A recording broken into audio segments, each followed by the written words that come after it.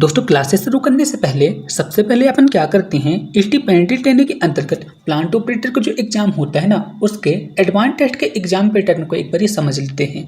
दोस्तों आपको ये तो पता होगा कि जो आपका एडवांस टेस्ट होता है यानी कि स्टेज 2 होता है, ये आपका मेरिट डिसाइडर होता है। इसी के बेस पे आपकी मेरिट डिसाइड होती है। आप यहाँ पे जितने भी मार्क्स लेके आते हैं ना, इसी के बेस पे आपका यहाँ पे सिलेक्शन होने वाला है। तो दोस्तों अपन यहाँ पे जान लेते हैं कि एडवांस टेस्ट में कौन कौन से टॉपिक से क्वेश्चन पूछे जाते हैं। तो दोस्तों आपको ये तो पता होगा कि एडवांस टेस्ट में 50 क्वेश्चन पूछे जाते हैं। कितने क्वेश्चन पूछे जाते हैं? 50 क्वेश्चन पूछे जाते हैं।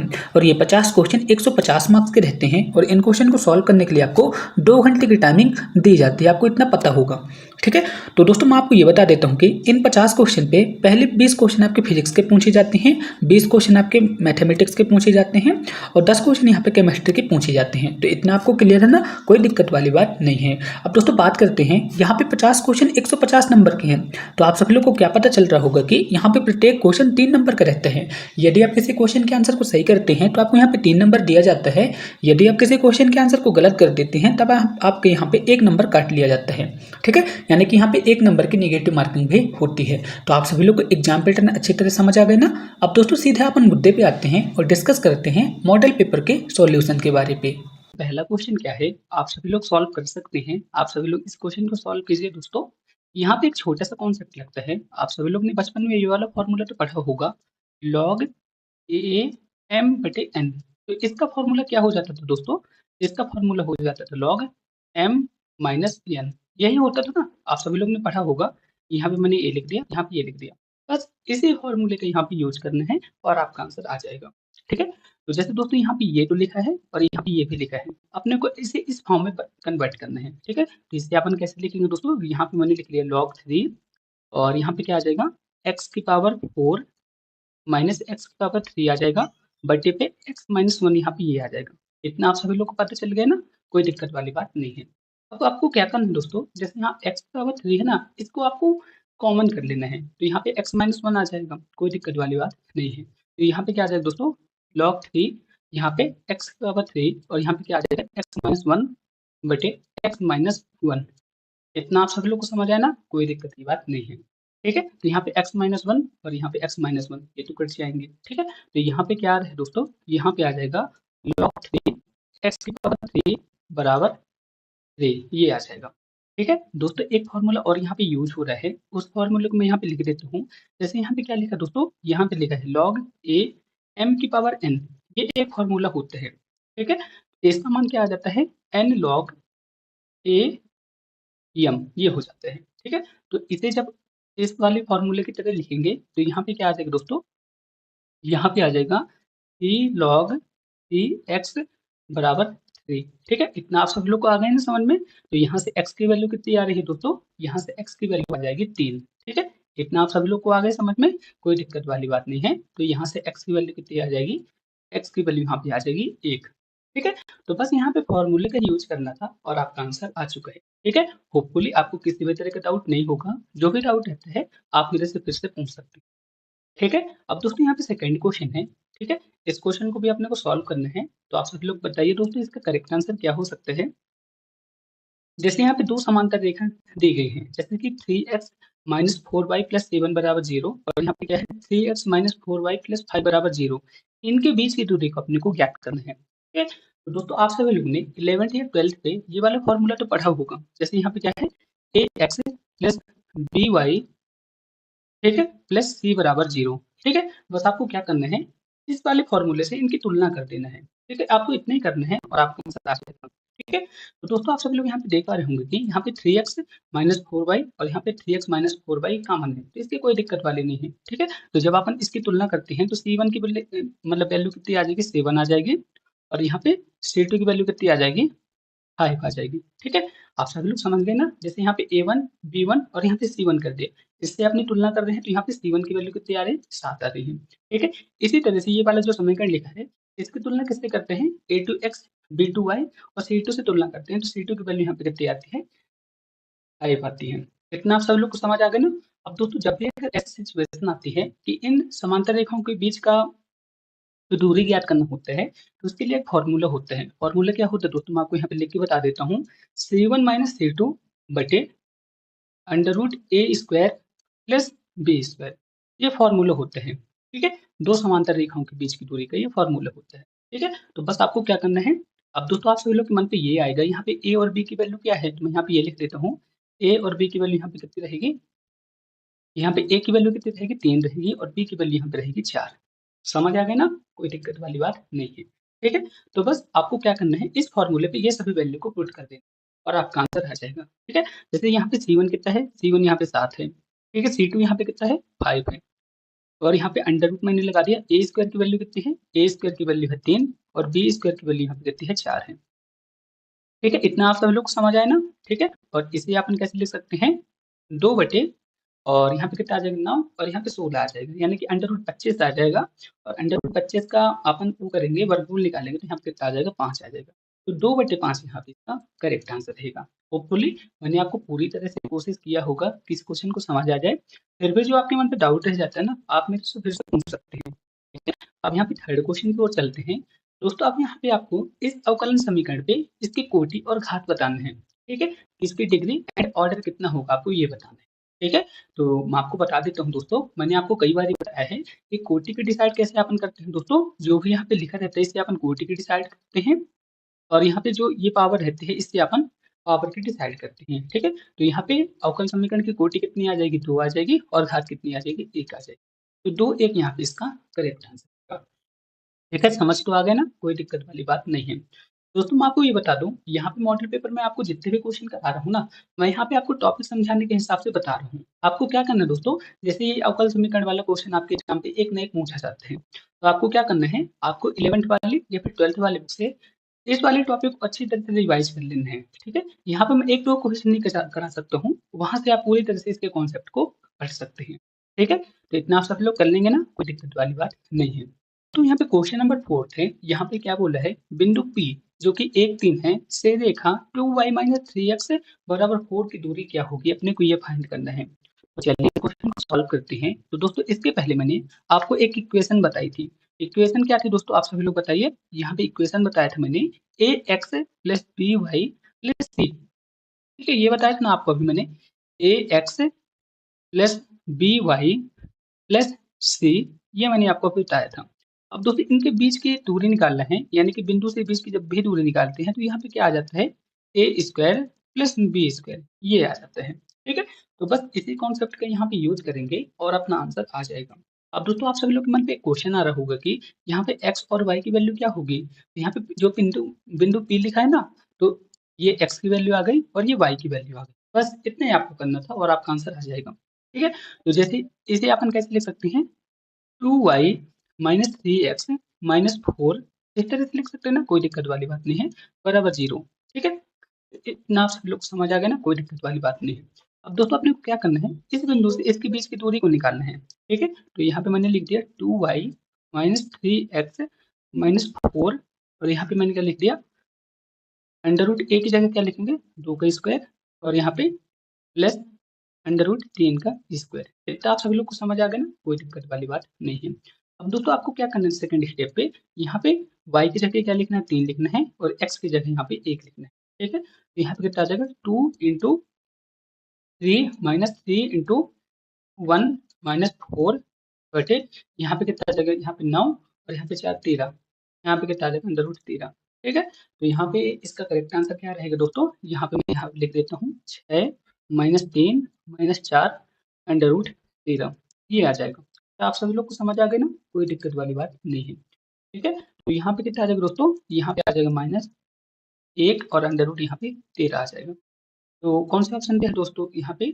अब दोस्तों आप सभी लोग के मन पे एक क्वेश्चन आएगा, यहाँ पे दूरी निकालने की बात की गई थी और दूरी हमेशा कभी ऋणात्मक तो हो नहीं सकती है, हमेशा धनात्मक भी हो सकती है। तो यहाँ पे ऑप्शन ए यहाँ पे इसका करेक्ट आंसर रहेगा। आप सभी लोग यहाँ पे जो माइनस है ना, माइनस को इग्नोर कर दीजिएगा। तो यहाँ पे 1/√13 यहाँ पे इसका करेक्ट आंसर, क्योंकि दूरी जो भी होती है ना कभी ऋणात्मक नहीं होती है, ठीक है? तो ऑप्शन ए यहाँ पे इसका करेक्ट आंसर रहेगा। होपफुली आप सभी लोग समझ गए होंगे। दोस्तों यहाँ पे नेक्स्ट क्वेश्चन है, यहाँ पे एक वृत्त का समीकरण दिया गया है, इसकी अपने को त्रिज्या निकालना है कि इसकी त्रिज्या क्या होगी, ठीक है? तो चलिए इस क्वेश्चन को सॉल्व करते हैं। बहुत मस्त क्वेश्चन है, आप सभी लोग कर सकते हैं, ठीक है? तो दोस्तों वृत्त का व्यापक समीकरण क्या होता है, मैं आपको यहाँ पे लिख देता हूँ। वृत्त का व्यापक समीकरण, यहाँ पे मैं लिख रहा हूँ दोस्तों, वृत्त का व्यापक समीकरण क्या होता है दोस्तों? वृत्त का व्यापक समीकरण x square plus y square plus 2gx plus 2fy, ठीक है, यही होता ना। और इसके बाद क्या रहता है दोस्तों? यहाँ पे c बराबर 0 ये होता है, ठीक है। और इसकी त्रिज्या क्या होती है दोस्तों? इसकी त्रिज्या होती है r बराबर under root G square plus F square minus C, ये होती है इसकी त्रिज्या, ठीक है। तो अब आपको क्या करना है दोस्तों? यहाँ पे ये जो समीकरण लिखना है इसकी आपको तुलना करना है।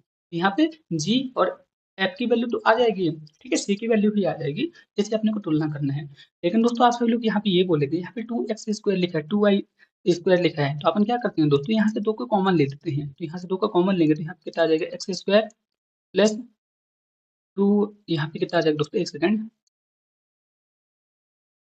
यहाँ पे आ जाएगा y² और यहाँ पे कितना आ जाएगा? यहाँ पे आ जाएगा 4² 4x आ जाएगा और यहाँ पे आ जाएगा 4y प्लस 2 बराबर 0, यही आएगा ना। इसकी तुलना आप नहीं कर देंगे तो ये आ जाएगा, ठीक है, कोई दिक्कत वाली बात नहीं है। दोनों पक्ष में मैंने 2 का भाग लगा दिया था, ठीक है। तो यहाँ पे समीकरण क्या आ जाएगा इसका? यहाँ पे x² y² 4x plus 4y plus 2 ये आ जाएगा, ठीक है, कोई दिक्कत वाली बात नहीं है। और यहाँ पे 0 आ गया। अब इसकी तुलना इससे कर देना है, तो यहाँ पे 2x बराबर 4x आएगा, कोई दिक्कत वाली बात नहीं। ये वाला जो समीकरण है ना, इस समीकरण की तुलना इससे करना है, ठीक है। तो 2gx बराबर 4x आ गया, ठीक है। तो यहाँ से अपने को क्या निकालना है? जी की वैल्यू निकालना था, x ये कट गया और यहाँ से कितना आ जाएगा दोस्तों? यहाँ पे 2 आ जाएगी, यानी कि जी की वैल्यू यहाँ से आ जाएगी 2। इसी तरह से 2fy कितने आ जाएगा दोस्तों? 2fy कितना है? 4y है, तो y से y ये कट गया, तो f की वैल्यू कितनी आ जाएगी? f की वैल्यू यहाँ पे आ जाएगी दोस्तों 2। f की वैल्यू कितनी आ गई? 2 आ गई, तो यहाँ पे मैंने 2 लिख दिया, ये आ गया, ठीक है। अब आप सभी लोग सोचेंगे दोस्तों यहाँ पे c की वैल्यू कितनी है? तो c की वैल्यू सीधा सीधा आ गई, c की वैल्यू यहाँ पे आ गई 2, ठीक है ना, ये आ गया। तो अपने को क्या निकालना है दोस्तों? त्रिज्या निकालना है, आर स्क्वायर निकालना है, आर निकालना है। तो आर की वैल्यू यहाँ पे कैसे आ जाएगी दोस्तों? जी का स्क्वायर करेंगे तो यहाँ पे कितना आ जाएगा? 4 आ जाएगा। एफ का स्क्वायर करेंगे तो यहाँ पे कितना आ जाएगा? 4 आ जाएगा। और सी यहाँ पे सी मैंने लिख दिया, ठीक है, ये आ गया, ठीक है। तो यहाँ पे कितना आ जाएगा दोस्तों? अंडर रूट 6 यहाँ पे इसका करेक्ट आंसर। आप सभी लोग को समझ आ गया ना? कोई दिक्कत वाली बात नहीं है। आप सभी लोग ज्यादा हो तो एनसीईआरटी बुक से 11th 12th वाली मैथ को एक बार देख सकते हैं, वहां पे इसी तरह से क्वेश्चन को समझाया गया है, ठीक है। तो इतना आप सभी लोग को समझ आ गया ना? कोई दिक्कत वाली बात नहीं होनी चाहिए। अब दोस्तों यहाँ पे नेक्स्ट क्वेश्चन है, यहाँ पे क्या बोला गया है? तीन शंखों की अंकगणितीय श्रेणी पे जिनका योग 30 है और गुणनफल कितना है? 910 है, तो बताइए कि अंक गणितीय श्रेणी पे सबसे बड़ी संख्या क्या है? तो दोस्तों यहाँ पे 910 लिखा है ना, 910 से अपन किसमें किसमें जोड़ सकते हैं? सबसे पहले आप मुझे बताइए दोस्तों, 13 सत्ते कितना होते हैं? 91। 91 भी अपन 10 का गुणा कर देते तो 910 आता है, ठीक है। तो इस पे सबसे बड़ी संख्या कितनी है? 13 है। तो क्वेश्चन पे यही पूछ लिया गया था, से यहाँ पे इसका करेक्ट आंसर रहेगा, ठीक है।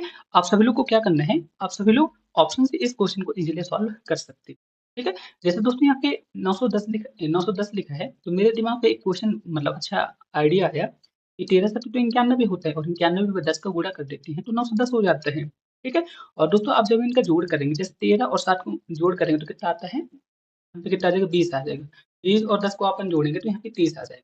तो क्वेश्चन तो सेटिस्फाई हो रहा ना? तो ऑप्शन सी यहाँ पे इसका करेक्ट आंसर रहेगा। आप सभी लोग को समझ आएगा ना? कोई दिक्कत वाली बात हो तो आप मुझसे फिर से पूछ सकते हैं। अब दोस्तों क्वेश्चन नंबर 7 है, इस क्वेश्चन को अपने को सॉल्व करना है। यहाँ पे फिफ्थ पद कितना है? 1 है। आठवां पद यहाँ पे कितना है? -17 है। तो अपने को 13 पदों का योग निकालना है, अपने को कितना आएगा, ठीक है। तो जैसे यहाँ पे फिफ्थ पद लिखा है तो फिफ्थ पद को अपन कैसे लिख सकते हैं दोस्तों? फिफ्थ पद को लिख सकते हैं a प्लस 4d, इस तरह से लिख सकते हैं।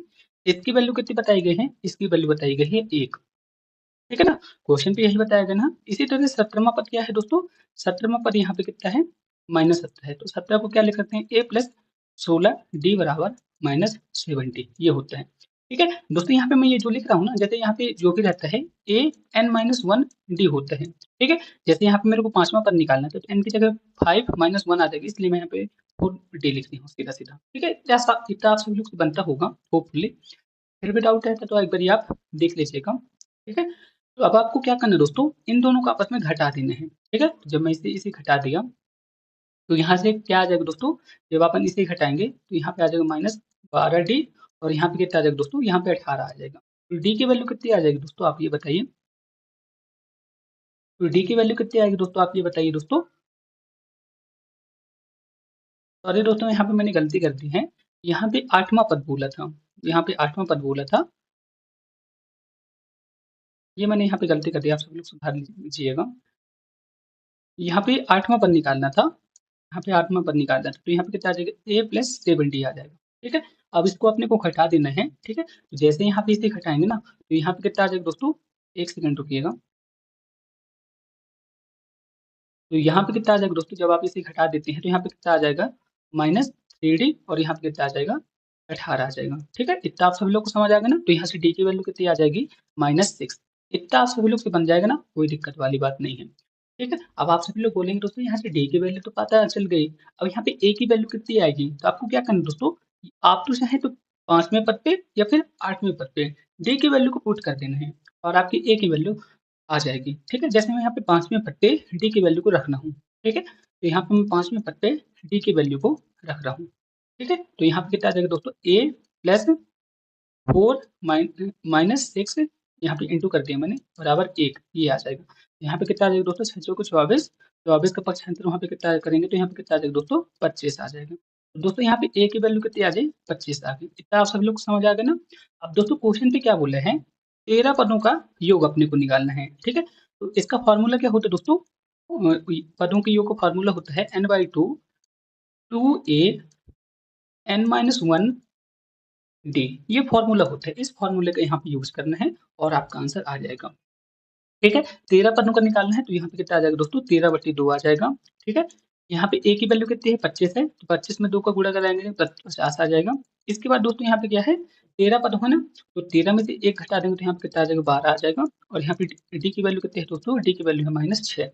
ठीक है, तो यहाँ पे कितना आ जाएगा, 12×6 = 72, -72 पे रहेगा, और यहाँ पे 50 है, तो -72 से 50 को जब अपन घटाएंगे तो यहाँ पे कितना आ जाएगा दोस्तों, -22 आ जाएगा।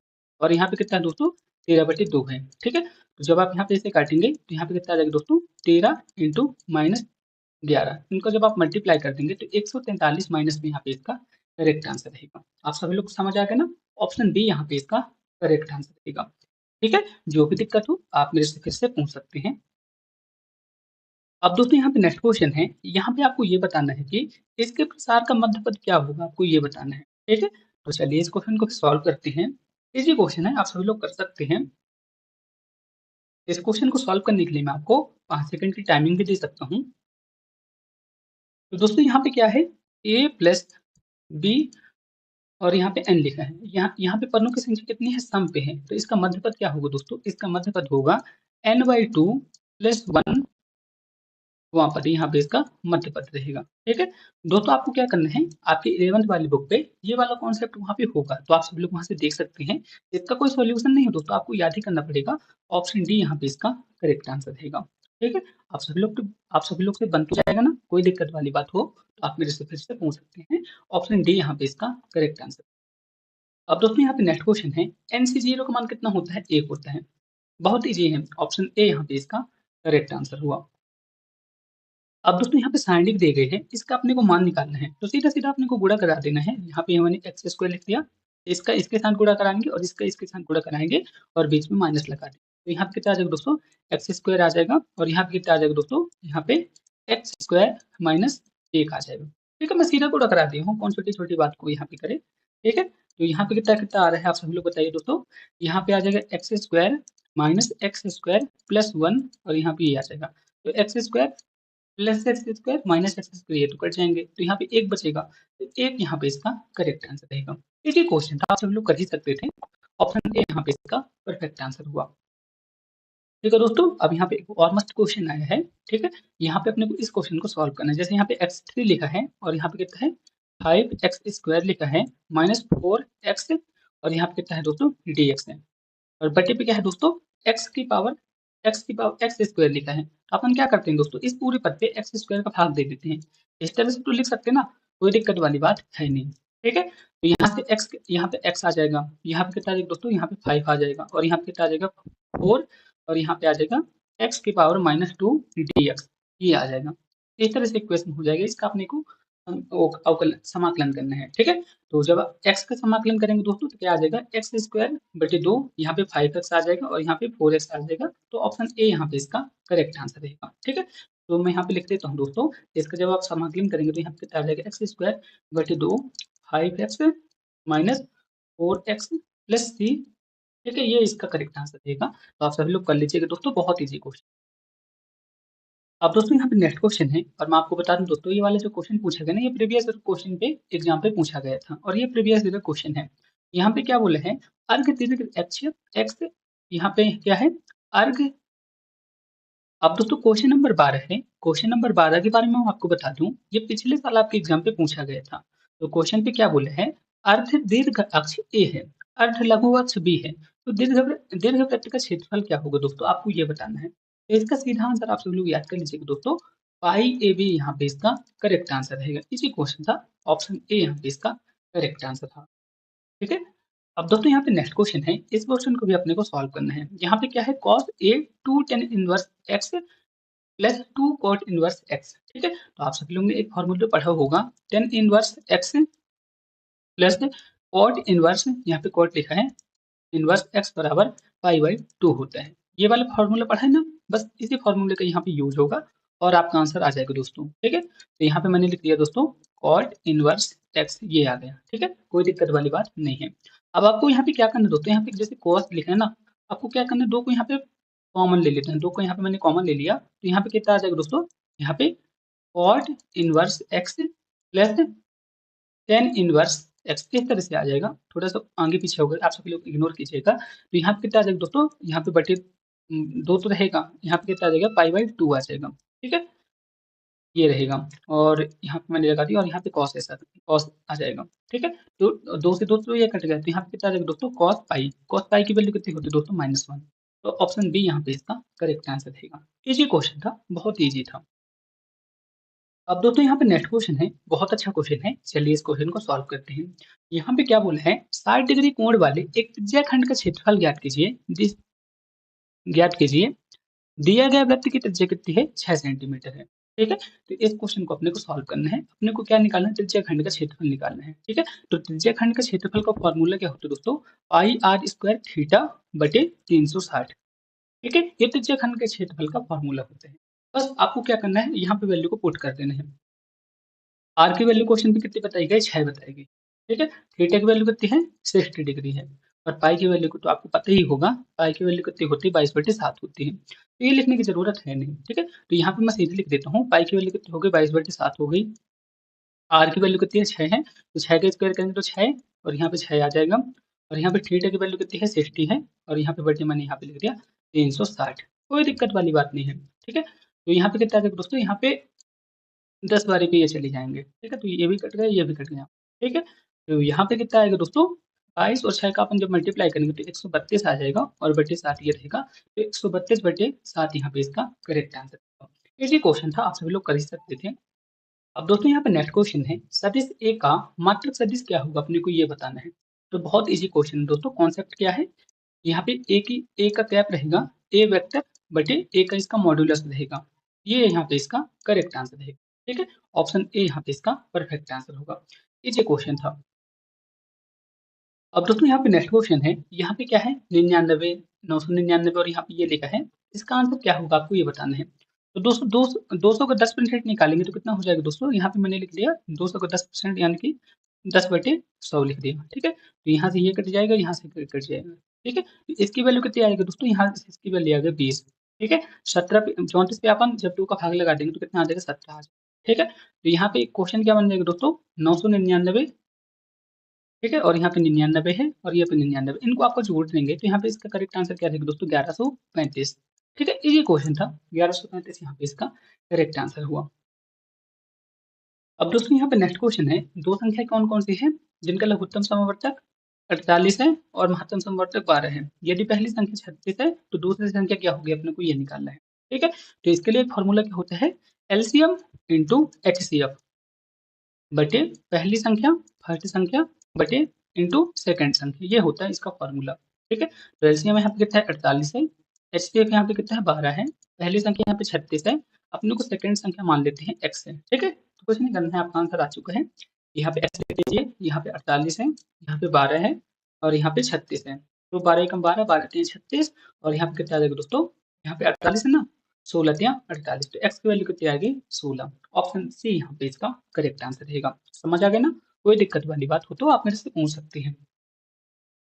अब दोस्तों यहाँ पे नेक्स्ट क्वेश्चन है, यहाँ पे क्या बोला गया है, निम्नलिखित में से कौन सी अभाज्य संख्या नहीं है। तो अभाज्य संख्या इनमें से कौन सी नहीं है दोस्तों, 91। 91 जो है ना, यहाँ पे इसकी अभाज्य संख्या नहीं है, क्योंकि 91 पे दोस्तों 13 7 का भाग जाता है और 1 का भाग भी जाता है। और अभाज्य संख्या अपन किसे बोलते हैं दोस्तों, जैसे उसी संख्या और 1 के अलावा किसी और संख्या का भाग न जाए तो उसे बोलते हैं अभाज्य संख्या। ऑप्शन सी यहाँ पे इसका करेक्ट आंसर हुआ। अब दोस्तों यहाँ पे नेक्स्ट क्वेश्चन है, एक छात्र के अंक 86 के स्थान पर 44 लिख दिया जाता है, ठीक है। इससे कक्षा की औसत में 3/2 की कमी आ जाती है, तो कक्षा में छात्रों की संख्या कितनी थी, अपने को ये फाइंड करना है। बहुत अच्छा क्वेश्चन है दोस्तों, चलिए इस क्वेश्चन को सॉल्व करते हैं।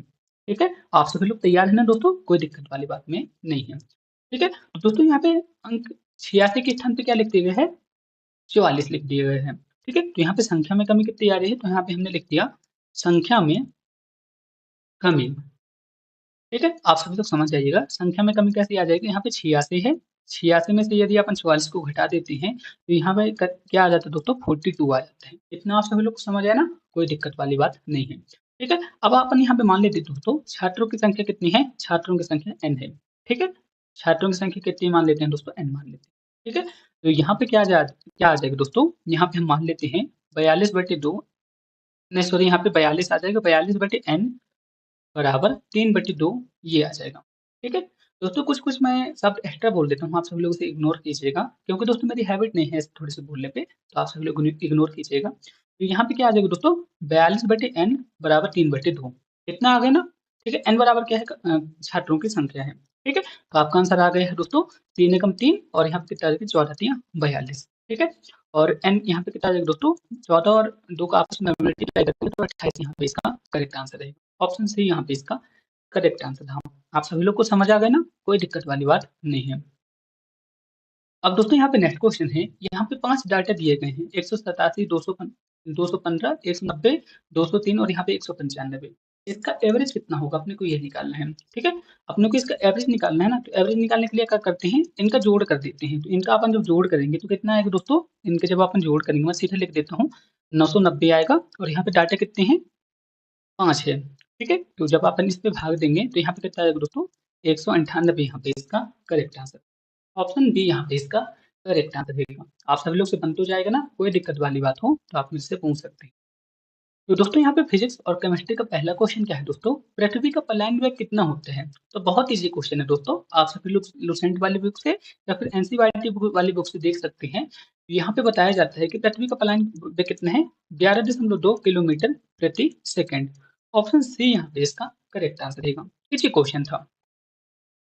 अब दोस्तों यहाँ पे नेक्स्ट क्वेश्चन है, निम्नलिखित में से किसका यूज सर्च लाइट में अपवर्तक के रूप में किया जाता है। तो दोस्तों सर्च लाइट में अपवर्तक के रूप में किसका यूज किया जाता है, अवतल दर्पण का यूज किया जाता है। ठीक है, तो आप सभी लोग कंफ्यूज मत होइएगा, अवतल दर्पण यहाँ पे इसका करेक्ट आंसर रहेगा।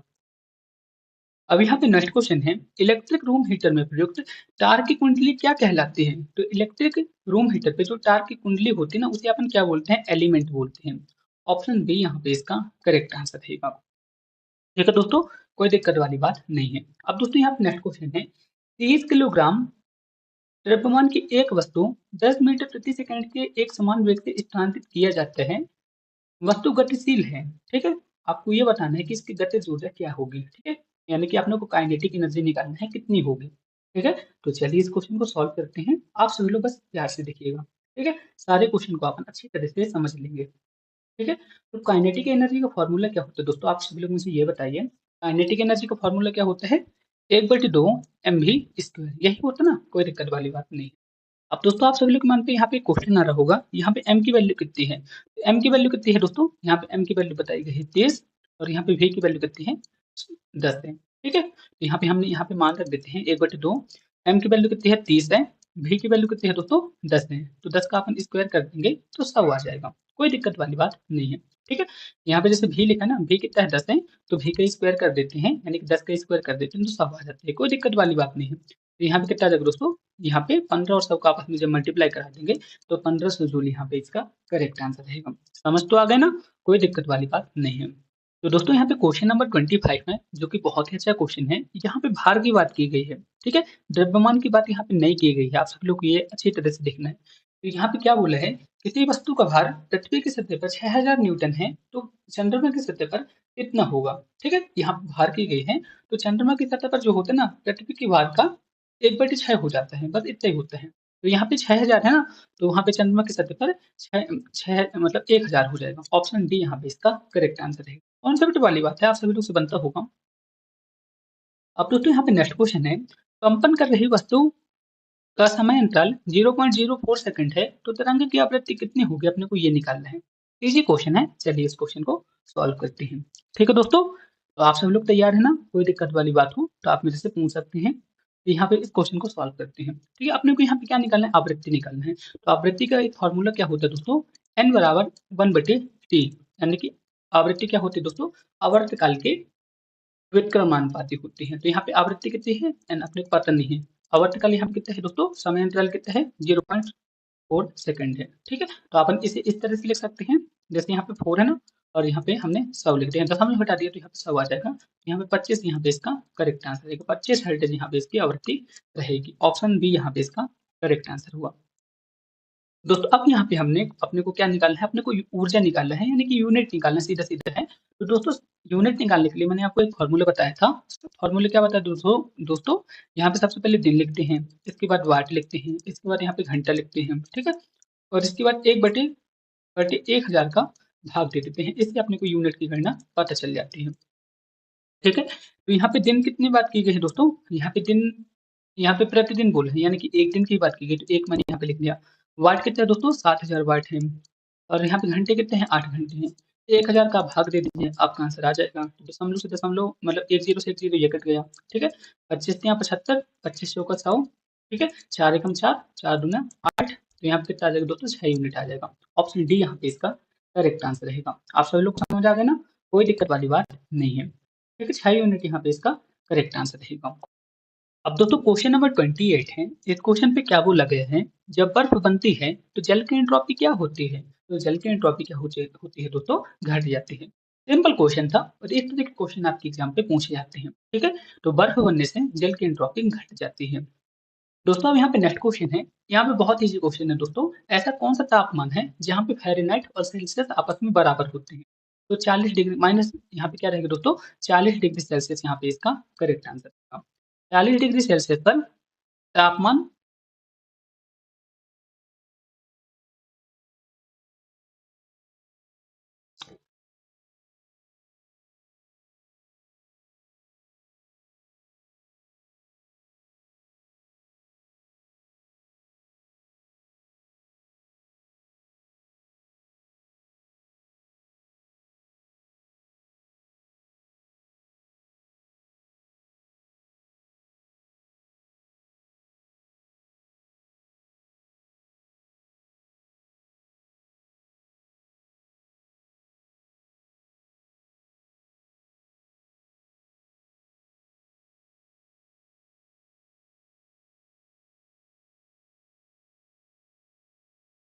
दोस्तों अब क्वेश्चन नंबर 29 है। इस क्वेश्चन पे क्या बोला गया है, ताप, दोस्तों अब क्वेश्चन नंबर 29 है, जहाँ पे क्या बोला गया है, यहाँ पे सिंपल वे पे यही बोला गया है कि किस तापमान पर फ़ारेनहाइट और सेल्सियस आपस में बराबर होते हैं।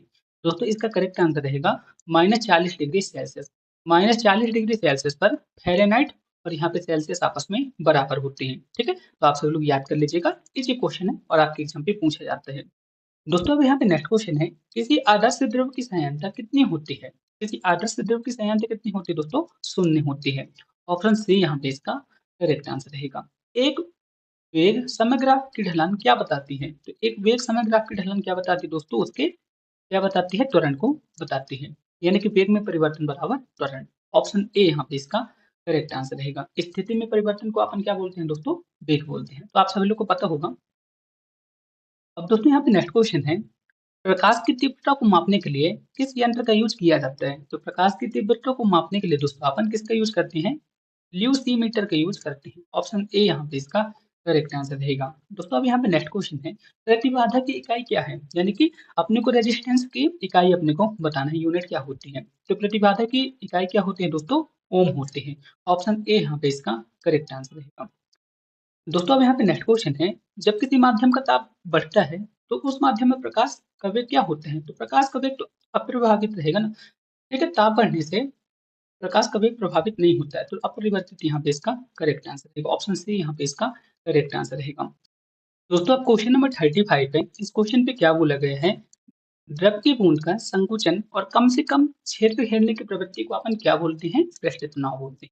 सिंपल क्वेश्चन था। ऑप्शन डी यहाँ पे इसका करेक्ट आंसर रहेगा। अब दोस्तों यहाँ पे नेक्स्ट क्वेश्चन है, स्पष्ट प्रतिध्वनि तभी सुनी जा सकती है जब परावर्तन सतह की ध्वनि स्रोत से न्यूनतम दूरी कितनी होती है? 17 मीटर होती है। ऑप्शन बी यहाँ पे इसका करेक्ट आंसर हुआ। अब यहाँ पे क्या बोला गया दोस्तों, हवा की संगठक गैसें समानता होती हैं, यानी कि संगठक गैसें कौन कौन सी होती हैं? नाइट्रोजन और ऑक्सीजन होती हैं। ऑप्शन ए यहाँ पे इसका करेक्ट आंसर होगा। अब यहाँ पे नेक्स्ट क्वेश्चन है, यहाँ पे क्या बोला गया है, घड़ी की चाबी भरने के बाद उसमें कौन सी ऊर्जा भंडारित हो जाती है? तो घड़ी में की चाबी भरने के बाद उस पर यांत्रिक ऊर्जा भंडारित हो जाती है। ऑप्शन ए यहाँ पे इसका करेक्ट आंसर रहेगा। निकट वस्तु नहीं दिखाने देने पर वह कौन सा दोष होता है? तो निकट की वस्तु यदि अपने को नहीं दिखते ना, तो अपने को क्या हो जाता है दोस्तों? दूर दृष्टि दोष हो जाते हैं। ठीक है, ऑप्शन बी यहाँ पे इसका करेक्ट आंसर रहेगा। निकट दृष्टि दोष का मतलब क्या हुआ दोस्तों? अपने को पास की चीज तो अच्छी तरह से दिखती है, लेकिन दूर की चीज अच्छी तरह से नहीं दिखती है। लेकिन दोस्तों इसी तरह पे दूरदृष्टि दोष पे क्या होता है, अपने को दूर की चीज तो अच्छी तरह से दिखती है, लेकिन पास की चीज नहीं दिख पाती है। उसे बोलते हैं अपन दोस्तों दूरदृष्टि दोष। अब यहाँ पे नेक्स्ट क्वेश्चन दोस्तों, पार्श्व किसकी इकाई है? तो पार्श्व किसकी इकाई है दोस्तों? दूरी की इकाई है। ऑप्शन ए यहाँ पे इसका करेक्ट आंसर रहेगा। अब यहाँ पे नेक्स्ट क्वेश्चन है, सहसंयोजी बंध किसके कारण बनता है? तो संयोजी बंध कैसे बनते हैं दोस्तों? इलेक्ट्रॉनों के सहभंजन से बनते हैं। तो ऑप्शन सी यहाँ पे इसका करेक्ट आंसर रहेगा। दोस्तों ये सभी कॉन्सेप्ट हैं, आप सभी लोग को ये याद ही करना पड़ेगा। दोस्तों यहाँ पे नेक्स्ट क्वेश्चन है, निम्नलिखित में से कौन सा विद्युत का चालक है? आपको ये बताना है कि विद्युत का सर्वोत्तम चालक कौन सा है। यहाँ पे तांबा है, यहाँ पे लोहा है, यहाँ पे एल्युमिनियम है और यहाँ पे चांदी है। तो विद्युत के सबसे अच्छे चालक क्या होते हैं दोस्तों? चांदी होते हैं। ऑप्शन डी यहाँ पे इसका करेक्ट आंसर रहेगा। दोस्तों अब यहाँ पे अपने को एक कंपाउंड दिया गया है, इसका अपने को IUPAC नाम अपने को ज्ञात करना है। तो चलिए इस क्वेश्चन को सॉल्व करते हैं दोस्तों। तो सबसे पहले इसका काउंट कर लीजिए, 1 2 3 4 5। तो सबसे पहले ये तो पेंटेन होगा, ये तो फिक्स है। तो पेंटेन सब पे है, ये भी पेंटेन है, ये भी पेंटेन है, कोई दिक्कत वाली बात नहीं है। अब दोस्तों यहाँ पे 2 और 4 पे मेथिल है, तो 2 और 4 पे मेथिल है। अपन यहाँ पे दोस्तों फिक्स हो गया आंसर, 2 4 डाई मेथिल पेंटेन यहाँ पे इसका करेक्ट आंसर है। ऑप्शन ए यहाँ पे इसका करेक्ट आंसर होगा। ठीक है, आप सभी लोग को तो समझ आया ना। प्राकृतिक रबर निम्नलिखित में से किसका एकलक है, यानी कि किस का बहुलक है, अपने को ये बताना है। तो प्राकृतिक रबर आइसोप्रीन का बहुलक है। ऑप्शन सी यहाँ पे इसका करेक्ट आंसर रहेगा। अब दोस्तों यहाँ पे नेक्स्ट क्वेश्चन है, बेकेलाइट। अब दोस्तों यहाँ पे नेक्स्ट क्वेश्चन है, बेकेलाइट निम्नलिखित में से संघनन से बनता है। तो बेकेलाइट किससे बनता है दोस्तों? बताइए दोस्तों, बहुत इजी क्वेश्चन है, अच्छा क्वेश्चन है और आपके एग्जाम पे कई बार पूछा भी गए हैं। तो बेकेलाइट कैसे कैसे बनता है दोस्तों? फिनॉल और फॉर्मेल्डिहाइड के संघनन से बनते हैं। ऑप्शन ए यहाँ पे इसका करेक्ट आंसर रहेगा। ठीक है, समझ तो आ गए ना, कोई दिक्कत वाली बात नहीं है। दोस्तों क्वेश्चन नंबर 46 है, यहाँ पे क्या बोला है, अपक्रिया के वेग पर ताप के प्रभाव को कौन सा समीकरण दर्शाता है? तो यहाँ पे इसका करेक्ट आंसर रहेगा आर्हेनियस समीकरण। ऑप्शन डी यहाँ पे इसका करेक्ट आंसर रहेगा। दोस्तों आर्हेनियस समीकरण का फॉर्मूला क्या होता है, इसका आंसर आप मुझे कमेंट बॉक्स में लिख के बताइएगा। ठीक है, बहुत ईजी है, मैंने आपको एक बार बता भी दिया है। अब यहाँ पर नेक्स्ट क्वेश्चन है, चक्रीय मेटाफॉस्फोरिक अम्ल पे पीओपी बंधों की संख्या कितनी होती है? तो यहाँ पे इसका करेक्ट आंसर रहेगा दोस्तों, 3 बंध होती है। पीओपी बंध में चक्रीय मेटाफॉस्फोरिक अम्ल पे पीओपी बंध कितने होते हैं दोस्तों? 3 होते हैं। आप सब लोग याद कर लीजिएगा, ऑप्शन सी यहाँ पे इसका करेक्ट आंसर रहेगा। नेक्स्ट क्वेश्चन है, हैलोजन की विद्युत ऋणात्मकता के घटने का क्रम कौन कौन सा है दोस्तों? तो सबसे पहले यहाँ पे फ्लोरीन आएगा, इसके बाद क्लोरीन आएगा, इसके बाद ब्रोमीन आएगा और इसके बाद आयोडीन आएगा। ये घटता क्रम है। ऑप्शन ए यहाँ पे इसका करेक्ट आंसर रहेगा। इसी क्वेश्चन था। अब यहाँ पे नेक्स्ट क्वेश्चन है, प्राइमरी एल्कोहल के डिहाइड्रोजन से क्या प्राप्त होते हैं? तो प्राइमरी एल्कोहल के डिहाइड्रोजन से क्या प्राप्त होता है दोस्तों? एल्डिहाइड प्राप्त होता है। बहुत अच्छा क्वेश्चन है दोस्तों, बहुत ही इंपॉर्टेंट है और आपके एग्जाम पे पूछा जा सकता है। तो ऑप्शन डी यहाँ पे इसका करेक्ट आंसर हुआ। नेक्स्ट क्वेश्चन है क्लोरोफॉर्म प्रकाश की उपस्थिति में ऑक्सीजन से क्रिया करके क्या बनाते हैं? तो क्लोरोफॉर्म प्रकाश की उपस्थिति में ऑक्सीजन से क्रिया करके क्या बनाता है दोस्तों? CuCl2 यानी कि फास्टीन बनाते हैं। ऑप्शन सी यहाँ पे इसका करेक्ट आंसर रहेगा। तो दोस्तों इस क्लासेस पे मैंने 50 क्वेश्चन को आपको अच्छी तरह से एक्सप्लेन कर दिया है। फिर भी आपके मन पे जो भी डाउट रहता है ना, आप मेरे से कमेंट बॉक्स में पूछ सकते हैं। मैं आपका रिप्लाई ज़रूर दूँगा। ठीक है दोस्तों? और दोस्तों आप सभी लोग से एक छोटी-सी रिक्वेस्ट ज़रूर रहेगी, यदि आप चैनल पे पहली बार ही आए हैं ना, तो प्लीज़ आपको क्या करना है, इस चैनल को सब्सक्राइब करना है, एग्ज़ाम बेस ये आप सभी लोग का ही चैनल है और आपको ही सपोर्ट करना है। ठीक है?